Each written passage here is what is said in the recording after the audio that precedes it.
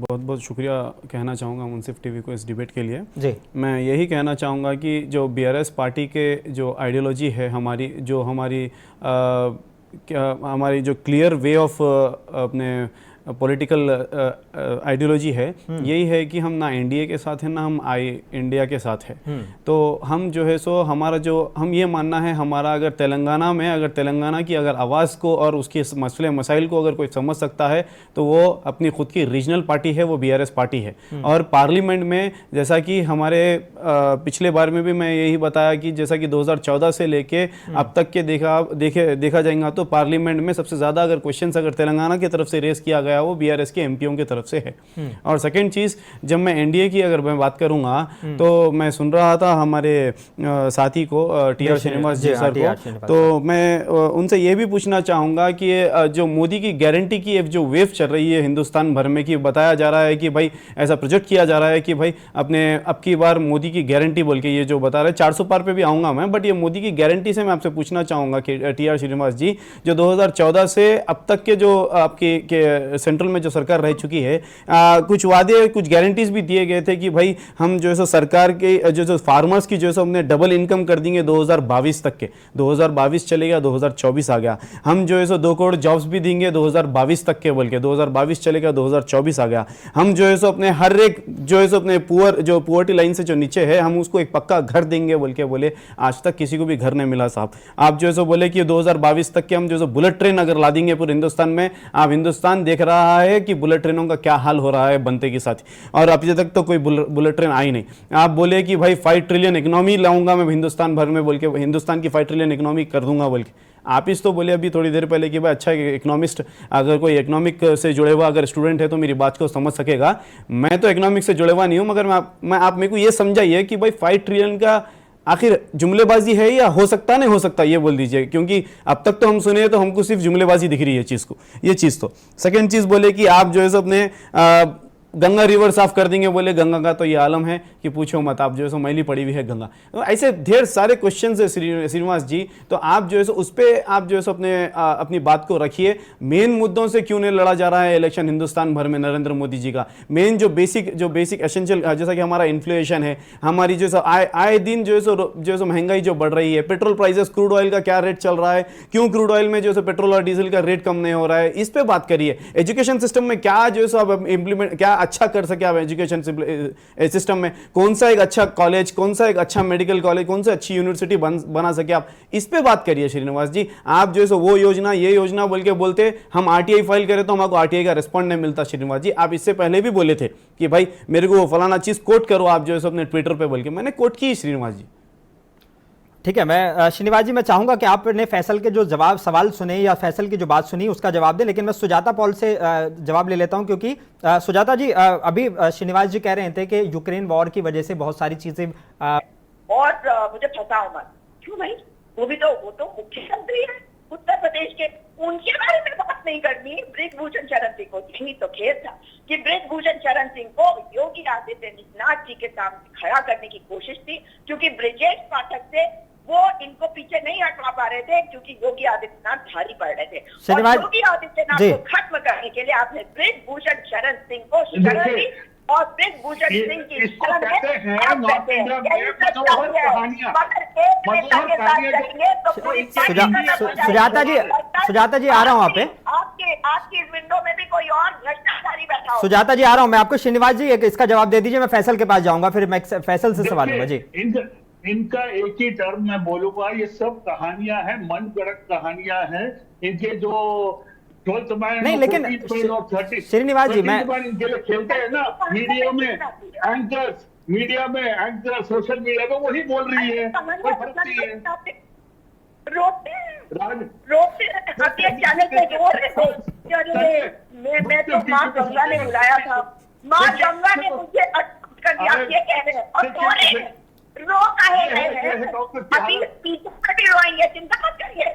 पाकिस्तान के अभी रोना भी है, यही कुछ कर सकते हैं। मैं आ रहा हूँ। आप तो हैदराबाद में हैं, मुझे बताइए कि वहाँ पे मुसलमान रहते वो घुसपैठी है, बताइए। जवाब दीजिए ना, ये दोनों घुसपैठी बैठे थे क्या?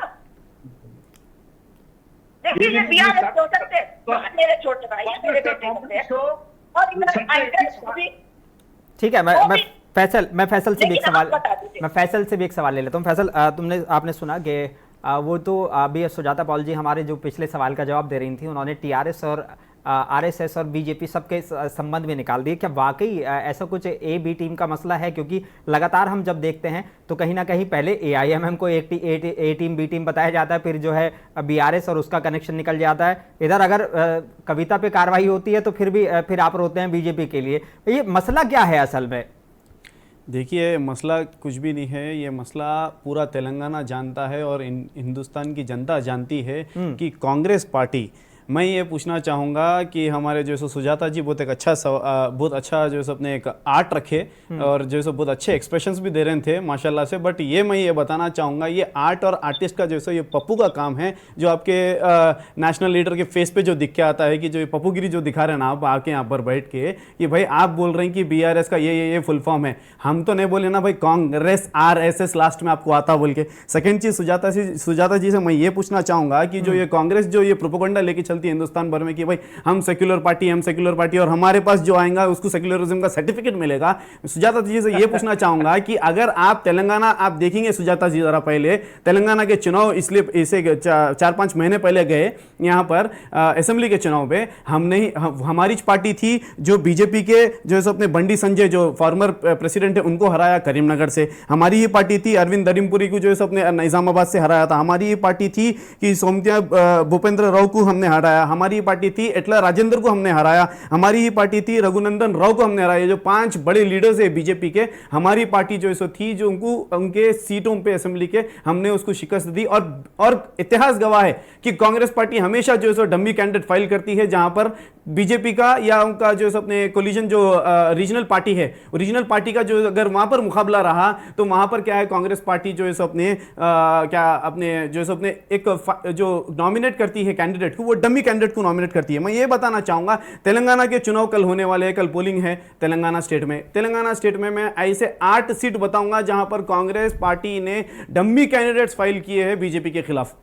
मैं ये पूछना चाहूंगा आपसे सवाल, क्यों किस वजह से? और आपको मालूम पिछले बार असेंबली के इलेक्शन से पहले जो 48 जो हमारे कॉर्पोरेशन जो चुनाव हुए थे हैदराबाद में, जो जीएचएमसी चुनाव हुए थे, 48 सीट पर जो है पहली बार बीजेपी ने जो है अपने फायदा उठाया था। पहली बार बीजेपी 48 सीट्स पे जो है जीएचएमसी ग्राउंड्स में यहां पर आई थी। क्यों, मैं पूछना चाहता हूं, क्यों जो है कांग्रेस पार्टी के कैंडिडेट्स उनके खिलाफ डम्मी ठहरा किया गया? मैं ये सवाल आपसे भी रखना चाहूंगा। और सेकेंड चीज ये है कि ऐसे हिंदुस्तान भर में जो 6 स्टेट्स है सुजाता जी, जहां पर कोलिशन गवर्नमेंट से जो फॉर्म की गई थी कांग्रेस पार्टी के से कोलिजन गवर्नमेंट फॉर्म की गई थी स्टेट्स में, वहां पर पूरे बीजेपी जो है सो फिर आ गए वहां पर। आपसे मैं ये भी सवाल रखना चाहूंगा, आप बोल रही कि अपने अब जो है सो मैं थोड़ा टीआर श्रीनिवास साहब से आना चाहूंगा कि उन्होंने ऐसा बताया कि जो है सो अपने फैसल खान ऐसा बोल रहे बोल के। ठीक है श्रीनिवास जी, थैंक यू सो मच, मैं ऐसा ही बोलता हूँ। बट आप जो है सो मेरे को ऐसा दिख रहा थोड़ा कि आप थोड़े जो है सो अपने व्हाट्सअप यूनिवर्सिटी से ज़्यादा आप जो है सो प्रभावित हुए ऐसा दिख रहा टीआर श्रीनिवास जी। मैं आपसे ये उम्मीद नहीं रखता था। क्यों? मैं पर्सनल ग्राउंड्स पे as a not in political leader, मैं आपको पर्सनल ग्राउंड्स पे एक इंटेलेक्चुअल लीडर मानता हूं। बट आप जो डाटा रख रहे हैं श्रीनिवास जी, बट मैं आपसे रिक्वेस्ट करता हूं कि आप विद प्रूफ रखिए, व्हाट्सएप यूनिवर्सिटी से पढ़ के मत रखिए श्रीनिवास जी। मैं आपसे ये पूछना चाहूंगा श्रीनिवास जी, एक मिनट प्लीज, एक मिनट। मैं आप दोनों बोलते खुद मैं बहुत खामोशी के और बहुत एहतराम से सुन रहा था, क्योंकि आप दोनों बहुत बड़े लीडर्स हैं, मैं एक छोटा मोटा यूथ लीडर हूं, इसलिए मैं सुन रहा था। क्योंकि मैं आप मेरे सवालों को आप जो जहन में रख के उसका जवाब दीजिए प्लीज। मैं आपको जो मैं ये पूछना चाहूंगा, क्या हुआ श्रीनिवास जी स्टार्टअप इंडिया का? क्या कंडीशन है स्टार्टअप इंडिया में? आप बताए, मैं आपको बताना चाह रहा हूं 2014 में जब हमारी गवर्नमेंट फॉर्म हुई, स्टार्टअप्स को सबसे ज्यादा अगर लाया बोल तो कोई स्टेट बोल तो तेलंगाना स्टेट है। स्टार्टअप इंडिया का मोदी जी ने एक सिर्फ जुमलेबाजी की थी। मोदी जी के जो फॉरेन टूर्स रहते थे, जो लाखों रुपए के कपड़े पहनने के जो फॉरेन जो टूर जाते थे, जो अरबी ममालिक जाते थे, जहां पर भी यूरोपियन कंट्रीज फिरते थे, कितने इन्वेस्टमेंट्स लाए बताइए आप मेरे को, कितना क्या लाए आप बताइए ना मेरे को। आप सिर्फ व्हाट्सएप यूनिवर्सिटी का सहारा ले रहे हैं। सेकंड चीज बता रहा हूं मैं आपको, क्या बोलते राम मंदिर के फंड्स का क्या हुआ? क्यों एक्शन नहीं लिया गया? क्यों पीएम केयर फंड पे जो है अपने आरटीआई आज तक भी शो नहीं करती? मैं ये सवाल पूछना चाह रहा हूं। पिंक रेवोल्यूशन से जो है सॉल्टरिंग रुक गई श्रीनिवास जी? आपसे मैं ये पूछना चाहूंगा, जैसा कि मैडम बता रहे थे हमारे कि भाई जो शाकाहारी वगैरह कुछ बता रहे थे, उनका ऑडियो कुछ ऑडियोबल नहीं था मुझे, बट बहुत अच्छा पॉइंट बोले, मैं कुछ समझा उनके एक्सप्रेशन से कि मैं यही कहना चाहूंगा कि क्या पिंक रेवोल्यूशन से क्या सॉल्टरिंग रुकी? क्यों बीफ एक्सपोर्ट में जो है हिंदुस्तान नंबर 1 पे है? श्रीनिवास जी, मैं आऊंगा तेलंगाना स्टेट सारे सवाल नहीं एक साथ पूछेंगे तो नहीं नहीं दरअसल शायद नहीं confusion हो जाएगा। मैं मैं जब से थोड़े-थोड़े सुन जवाब रहा ले था, लेता हूं, फिर मैं जब से सुन रहा था, मैं जब से सुन रहा था, प्लीज प्लीज प्लीज प्लीज। बोलने का मौका दीजिए। बिल्कुल श्रीनिवास जी, आप ही के पास आऊंगा मैं, आपके पास आऊंगा। ये इल्जाम पे इल्जाम लगा रहे हैं, मेरे को जवाब नहीं मिल रहा। नहीं बिल्कुल, मैं आपके बिल्कुल, वही मैं कह रहा हूं कि एक एक करके सवाल पूछ लेते हैं ताकि दोनों ही हमारे प्रवक्ता होगा या जिस पे भी इल्जाम लगाया जा रहा है या जिससे भी बात की जा रही है उनको अपना प्रॉपर वक्त मिल जाए एक बात रखने का। मैं सुजाता जी आपके पास आऊंगा, लेकिन श्रीनिवास आपसे फैसल के सवाल आपने भी सुने हैं सुजाता जी। अपने कैंडिडेट डिक्लेयर कराए, वो उनके मेन कैंडिडेट थे। जो बाद के उनके कैंडिडेट आए वो सारे डमी थे, including Madhavi Lata. Fact is कि माधवी लता को वहां पर जब लाया गया तो राजा सिंह ने सुजाता जी मैं रोकना चाहूंगा, माधवी लता का नाम पहली लिस्ट में आ गया था, लेकिन मैं कुछ और बात कहती हूँ। नहीं, मैं ये नहीं कह रही हूँ, मैं कह रही हूँ जो 9 लोग थे वो सही थे, लेकिन मतलब इनके जो मेन कैंडिडेट थे। मगर आप अगर उसमें देखेंगे उसके बाद के कैंडिडेट थे 9 के अलावा नहीं है। उनका काम सिर्फ ये है कि पूरे देश में एक माहौल बनाने के लिए ये दिखाया जाए कि कैसे पोलराइजेशन हैदराबाद में हो रहा है, जिसकी कोशिश पूरी करी गई। नवनीत राणा के खिलाफ केस दर्ज हो गया ना, क्योंकि इतनी अभद्र बातें उन्होंने करी है जिनको मैं दोहराने की स्थिति में भी नहीं हूँ, क्योंकि ये भाषा केवल भाजपा ही कर सकती है। ये भाषा केवल भाजपा कर सकती है कि मुसलमान जो है वो बैठिया है, जिन मुसलमानों के साथ वो रहते हैं। और ध्यान रखिएगा आप दोनों भी एंकर महोदय और बीआरएस के युवा साथी कि ये वैसे हैं आज, लेकिन ये आपको अपना नहीं समझते। हम समझते हैं अपना, आपको भी हम समझते हैं, इनको भी अपना। भी हमारे हैं और आप भी हमारे हैं, लेकिन ये कहने की हिम्मत इनकी नहीं है क्योंकि मोदी जी इनको तो पार्टी से निकाल देंगे। सोचिए जरा, हम सब तो भारतीय हैं ना, लेकिन घुसपैठिया बुला देना, इतनी अभद्र बातें करना, ये कर रहे हैं। लेकिन जो मैं सीटों की बात कर रही हूँ, इनके जो 7 ऐसे कैंडिडेट लाए गए भाजपा के द्वारा, वो सभी कैंडिडेट हैं जहां जहां बीआरएस ने अपने कैंडिडेट डाले। जहां आप देख लीजिए कोटगिरी में देख लीजिए, आप चेवल्ला में देख लीजिए, आपको कई जगह पे दिखेंगे कि वहां पे इनकी अंदर की अंडरस्टैंडिंग दिखाई देती है कि जहां पर भाजपा का स्ट्रॉन्ग कैंडिडेट उन्होंने उनके हिसाब से रखा है, वहां बीआरएस का कमजोर, बीआरएस का स्ट्रॉन्ग तो भाजपा का कमजोर, और कांग्रेस पार्टी हर जगह अपना मजबूत कैंडिडेट दे रही है। हाँ, हैदराबाद में जो पोलराइजेशन हो रहा है उसमें निश्चित तौर पर जो नैरेटिव सेट किया जा रहा है तो नेशनल मीडिया कर रही है ना। आप बताइए, पहली बार माधवी लता जी चुनाव लड़ने आई है, लेकिन वो हर चैनल पे दिखाई दे रही है। यानी कि भाजपा ने ये सोची समझी रणनीति, साजिश का शब्द नहीं इस्तेमाल कर रही हूँ, रणनीति के तहत उनको प्रोजेक्ट किया है ताकि पूरे देश में माहौल बिगाड़ने में मदद हो जाए। लेकिन ये भी बता दीजिए कि हमारे सवाल पूछूंगा, आपसे भी पूछ ले रहा हूं क्योंकि सुजाता जी ने डायरेक्ट इल्जाम लगाया। वो कह रहे हैं कि जहां पर बीजेपी ने मजबूत कैंडिडेट दिया है वहां बीआरएस ने बिल्कुल डमी कैंडिडेट उतार दिए, और वो कह रहे हैं कि हम पे इल्जाम लगा रहे हैं, आप पहले अपना देख लें। देखिए चेवल्ला जो है हमारे जो कोटा विश्वेश्वर रेड्डी साहब, he is one of the most intellectual and one of the most वो कहते हैं ना, वो हार्ड वर्किंग, जो ग्राउंड लेवल पे village to village, mandal to mandal कर रहे हैं, वो बहुत काम कर रहे हैं। हमने उनको मैंने भी पर्सनली उनके साथ काम किया है। अगर ऐसे उनके बारे में विचार है तो मैं कुछ नहीं बोल सकता। शी हैज टू डू, हमारे माननीय कांग्रेस प्रवक्ता जी कुछ रिसर्च कर ले उनके बारे में तो बोल लेते। और ये डमी नॉट डमी, ये परसेप्शन की बात है। ठीक है, मैं फैसल से भी यही सवाल ले लेता हूँ जी। आप अगर कुछ छोटी सी बात है तो पूरी कर लें श्रीनिवास जी, कोई ये ना कहे मुझे कि भाई मैं बात करने का सही से मौका नहीं देता हूं, प्रॉपर टाइम सबको मैं दे रहा हूं। ठीक है फैसल जी, देखिए सुजाता जी पे आपने फैसल जी की एक बात का जवाब दे दूं मैं जी। इन्होंने अभी कहा था कि 5 जो बीजेपी के कैंडिडेट थे उनको बीआरएस ने हराया था। बिल्कुल हराया था, मैं बिल्कुल, जो चीज हकीकत है उसको तो आप बता नहीं सकते। लेकिन देखिए, देश का मूड बदल चुका है। देश जानता है कि अगर भाजपा को कोई इस वक्त टक्कर दे सकता है तो वो जो इंडिया गठबंधन के साथ है। और कांग्रेस पार्टी तेलंगाना में आप जानते हैं कि कांग्रेस पार्टी और भाजपा का मुकाबला है, उसमें कोई दो राय नहीं है कि इस वक्त बीआरएस रेलीगेट हो चुका है और मेन फाइट बीजेपी और कांग्रेस के बीच में। और यही लोकतंत्र होता है कि कभी आप ज्यादा और कभी हम कम। इसीलिए जब भाजपा के प्रवक्ता और नेतागण इस बात का मजाक उड़ाते हैं ना कि 40 सीट आई कांग्रेस की, अब इतनी आई, तो मुझे इनके ऊपर दया आती है, मुझे इनके ऊपर हंसी भी नहीं आती। क्योंकि ये तो देश का संविधान है जिसको हमने बचा के रखा, जिसके तहत आप हमें हरा सके, अपने आप को मजबूत कर मैडम, सके। धन्यवाद मैडम। जनता के सामने अरे आप- मैडम, जनता के सामने आप उनको भ्रमित करते ही सही, लेकिन आप उनके साक्षात उनको माता श्री बार बात अपने कर रहे हैं, आप को ऐसा दिख रहा है, वोट दिलवा माशाल्लाह। सके। लेकिन वही कांग्रेस के जो प्रवक्ता आज ने आपको आवाज पहचान गई है और आज आपको उखाड़ फेंकने के लिए तैयार बैठी है। ठीक है, ठीक ये है। भी याद रखिएगा। सुजाता जी, फैसल से श्रीनिवास सवाल ले जी। लेता हूँ। फैसल, अब सुजाता जी से जो तुमने सवाल पूछा था डायरेक्टली उन्होंने उनका जवाब भी दे दिया, लेकिन क्या वाकई ये इस तरह की कोई डील है क्या कि भाई कविता के कहीं अरेस्ट के बाद से कभी आपके कोई पर प्रेशर हो, इस तरह का कुछ मामला है? क्योंकि अक्सर ये बातें कई नेताओं के द्वारा भूली गई हैं। फैसल, अब इसको लेके क्या सोचते हैं? बाकी जो सुजाता जी ने और श्रीनिवास जी ने कहा वो आपने सुना जी। देखिए, मैं अभी जो सुन रहा था हमारे सुजाता जी को, तो मेरे जैसे नॉन माइनॉरिटीज दोस्त ज़्यादा है, तो ऐसा दिख रहा था बेहतरीन एक जो है सो अपने अपने भजन में बैठा हुआ हूँ मैं, और ज़बरदस्त तरीके से जो है सो सुनाया जा रहा है और लुफ्त ले रही है मुंसिफ टीवी की जो है सो व्यूवर्स टीम। और जो है सो ये अपने, मैं आपसे ये कहना चाहूँगा कि आप बोल रहे हैं कि तेलंगाना में हम आपको उखाड़ फेंकेंगे, बल्कि सुजाता मैडम, आप जो है सो अपने असेंबली इलेक्शंस का हमारा पिछला डाटा ज़रा चेक कर लीजिए। हम सिर्फ 2% वोट से पीछे थे, काफ़ी सीटों पे बता रहा हूँ आपको, मोर देन 70% सीट्स, हम सिर्फ 2% सीटों से पीछे थे। आप ये बोल रहे हैं कि तेलंगाना में अब कांग्रेस की सरकार, बताइए 7-6 गारंटी आप जो है 100 दिन में पूरे करते, बोले क्या पूरे हो गए 6 गारंटी आपके?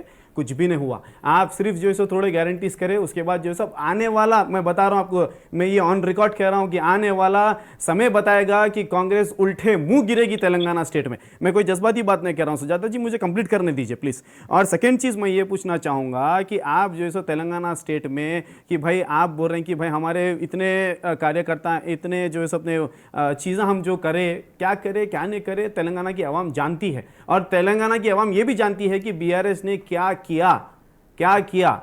और आप आप जो सब जो ठेकेदारी की बात कर रहे हैं कि हम जो है संविधान की रक्षा करते हैं, देश जानता है ठेकेदारी की जो है कौन क्या करते हैं, सब सत्ता के भूखे लोग हैं। मैं आप पे एक आपके क्वेश्चन का मैं एक बेहतरीन जवाब देना चाहूँगा कि आपका जो है एक क्वेश्चन था कि भाई हम जो है एक, आप बोले कि हमारे एंकर भाई और जो है हमारे टीआरएस के युवा नेता फैसल खान, हम आपके साथ हैं, हम आपको भी अपना समझते हैं, उनको भी अपना समझते हैं। अगर मैं मुस्लिम कम्युनिटी के तहत अगर बात करना चाहूँगा तो मैं यही कहना चाहूँगा कि अगर बीजेपी है तो वो हमारी खुली दुश्मन है, जो सामने से हमको वार करती है, जैसा कि मॉब लिंचिंग, जैसा कि जो है बुलडोजिंग, जैसा भी जो भी करती है मुसलमानों पे, वो बीजेपी सामने से करती है। और कांग्रेस वो जमात है जो हमारे सफ में ठहर के हमको पीछे से धप्पा मारती है। ये बात मुसलमानों को स्पष्ट तरीके से समझनी चाहिए। और सेकंड चीज, मैं अब आऊंगा जो है टी आर श्रीनिवास साहब से। टी आर श्रीनिवास साहब, आप जो है अपने बहुत अच्छे मेरे को डाटाज दिए, थैंक यू सो मच, मैं उस पर स्टडी करूंगा। और सेकंड चीज, टी आर श्रीनिवास साहब, आप मुझे ये भी बता दीजिए क्या हुआ भाई भैयाराम स्टील फैक्ट्री का, क्यों डिस्ट्रॉय कर दिया गया सेंट्रल की तरफ से, ये बताइए। आपके पास अगर डाटा है तो मैं देखना चाहूंगा उस पे, क्यों कितने लोग अनएम्प्लॉयड हो गए, आपको मालूम है भैयाराम। और आप ये बताइए कि अब नेक्स्ट जनरेशन के लिए एक आईटी, एक आईआर, आपकी 10 साल से आपकी हुकूमत थी सेंट्रल में, 10 साल से आपकी हुकूमत थी, एक नया प्रोजेक्ट आप हैदराबाद में स्टार्ट कर सके या नहीं कर सके? गोल्डन फ्यूचर आप बताएं हम लोगों को कि भाई ambitions of lakhs of parents का अगर आप बताएं कि भाई हम जो है ये चीज़ हम लेकर आएंगे, बोल के आज तक नहीं लाई गई। जो है बोले इरिगेशन प्रोजेक्ट के वास्ते जो बोले आप रैप करके रखे उसको, हर वो चीज़ को। मैडम ने, सुजाता मैडम ने भी एक अच्छा सवाल पूछा था खाजीपेट का, मैं उस पर भी स्टडी करना चाहूँगा। एक नवोदया, एक मेडिकल कॉलेज, एक नर्सिंग कॉलेज, एक आईआईटी, एक ट्रिपल आईटी, एक जैसे आईआईएम, एक आईएएस AR, कुछ तो भी एक IND NIDA, कुछ तो लाए आप सेंट्रल एजेंसीज, कुछ तो एक जो है हमारे तेलंगाना को लाए। 10 साल से आप पावर में थे, कुछ भी न ला सके। आप जो है हैंडलूम पे तो आप GST लगा के हैंडलूम वर्कर्स के लिए तो आप जो है घोषित कर दिए कि भाई आप जो है सबसे खिलाफ अगर कुछ है तो वो हैंडलूम वर्कर्स के खिलाफ है। आप 1-2 मिनट कंप्लीट करने दीजिए, क्योंकि आप देख रहे हैं कि आप जो है एसेंशियल प्राइसेस, जैसा मैडम बता रहे हैं कि 40% बढ़ गया है एसेंशियल प्राइसेस। क्यों एसेंशियल प्राइसेस में नहीं हो रहा? आप बेहतरीन सवाल, मैं और एक अच्छा ये आपसे सवाल, ये इसका जवाब मैं जानना चाहूंगा श्रीनिवास जी। 80 करोड़ लोगों को आप जो है राशन बांट रहे हैं, कि ये चीज इंटरनेशनली कैसा इंपैक्ट करती है हम पे? इंटरनेशनली हम पे कैसा इंपैक्ट करती है कि भाई हिंदुस्तान देश में जो 5 ट्रिलियन का ख्वाब देखता है, उसमें 80 करोड़ आज इतने पुअर है जिसको उसकी सेंट्रल गवर्नमेंट राशन फ्री बांटती है। बेहद शर्म की बात है इस चीज।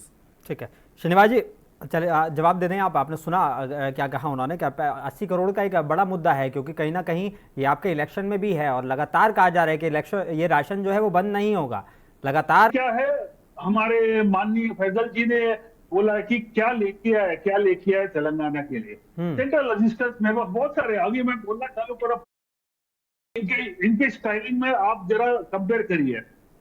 रेवंत रेड्डी साहब 1-2 मीटिंग किए, उनको जो हम सेक्टर स्टेट रिलेशन भाई दो भाइयों के बीच में क्या मन मुटाव, जैसा कि हमारे वर्किंग प्रेसिडेंट बोले, मैं आपको वही दोहराना चाहूंगा, हम जेब में नहीं रहेंगे या हम जेल में रहेंगे। ये आप क्या कर रहे हैं? सुनिए, आपकी जो सेंट्रल गवर्नमेंट है एक वॉशिंग मशीन बनी हुई है फिल वक्त हिंदुस्तान भर में। आप देखेंगे सबसे बड़े स्कैम्स अजीत पवार जी, आप देखेंगे क्यों हम पे होते हैं, इसका भी जवाब दीजिए ना आप बताइए। जो अगर सेंट्रल गवर्नमेंट से अगर हाथ मिलाने की कोशिश करेंगे, नहीं करे तो उसके ऊपर आईडी सीपीआई वगैरह वगैरह सब चीज आप अगर बेबुनियाद है, मैं प्रूफ दूंगा आपको, मैं बताइए। आप हैदराबाद के एमपी असदुद्दीन अवैसी साहब, एक आईटी, एक सीबीआई, एक आईटी रेट, बताइए। आप केसीआर पे ब्लेम मत करिए, आप केसीआर पे मत ब्लेम करिए। हेमंत बिश्वा शर्मा जो मैं आऊंगा, एक मिनट, अरे एक मिनट, आप जब बात कर रहे हो तो श्रीनिवास जी साहब मेरी बात भी सुन लीजिए ना। आप सुनिए, आप आसाम के जो चीफ मिनिस्टर है हेमंत बिश्वा शर्मा जी, उन पे कितने बड़े एलिगेशन है, कितने बड़े स्कैम में आए उन्होंने, क्या हुआ? कुछ भी नहीं। अजीत पवार जी 25,000 करोड़ के स्कैम में आए, आपके पास आए, दामन धुले गया उनका। ये बताइए आप सेंट्रल एजेंसी से ना। श्रीनिवास जी मैं आपसे जी फैसल, मैं श्रीनिवास जी जवाब लूंगा आपसे, लेकिन मैं सुजाता जी के पास जाना चाहूंगा। बहुत जरूरी है समझना, और मैं अपने युवा साथी को फिर एक बात कहूंगी कि सेक्युलरिज्म का सर्टिफिकेट हम बांटने का काम नहीं करते। हम तो चाहते हैं कि पूरा देश सेक्युलरिज्म को फॉलो करे, और हम ये उम्मीद रखते हैं कि जो भारतीय है उसके अंदर सेक्युलरिज्म वाली आत्मा, डीएनए होगी ही होगी। तो इसमें किसी का हम सवाल नहीं उठाते हैं। और देखिए, विषयों पर हम प्रौद्योगिकी उसका निवेश उसमें होने का 400 पार करने के लिए तो बहुत अच्छी स्थिति में पहुंचना पड़ेगा आपको। देखिए, बहुत अच्छे ये सुपरलेटिव डिग्रीज है। ओके, अच्छे हैं, ठीक है, हम अपने टारगेट पे हैं। ठीक है, सुजाता जी। देखिए, भारतीय जनता पार्टी जो बात कह रही है उससे साफ है कि ये कितना डरे हुए हैं, क्योंकि गांव के गांव मैंने 4 महीने शॉर्ट में करिएगा सुजाता जी, क्योंकि वक्त की कमी है जी। हाँ, 4 महीने तो ज्यादा वक्त गुजारा तेलंगाना में, जनता के बीच में रही हूँ मैं एसी कमरों में नहीं बैठती जैसे भाजपा का वो शानदार मैंने ऑफिस देखा। लेकिन जनता ये कह रही है, और क्या कह रही है, तेलंगाना प्रजालू अंटुनारू, कांग्रेस की 17 भाजपा की 0 अंटे, ये है सच्चाई। ठीक है, फैसल खान, क्योंकि आप अभी सिर्फ 17 सीटों पर चुनाव लड़ रहे हैं, 17 में से कितने की आप उम्मीद कर रहे हैं कल चुनाव होना है?